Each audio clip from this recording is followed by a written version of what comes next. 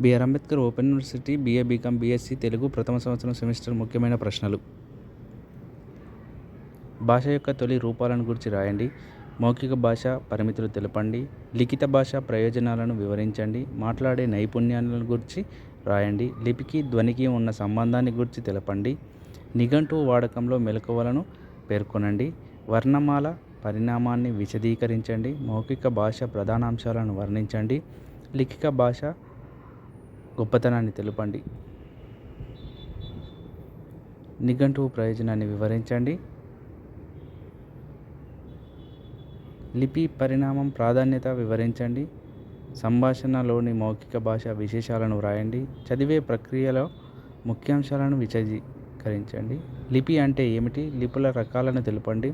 తప్పొప్పులను మాండలిక భేదాలు వివరించండి. నిఘంటువులోని అక్షర క్రమాన్ని గురించి వ్రాయండి.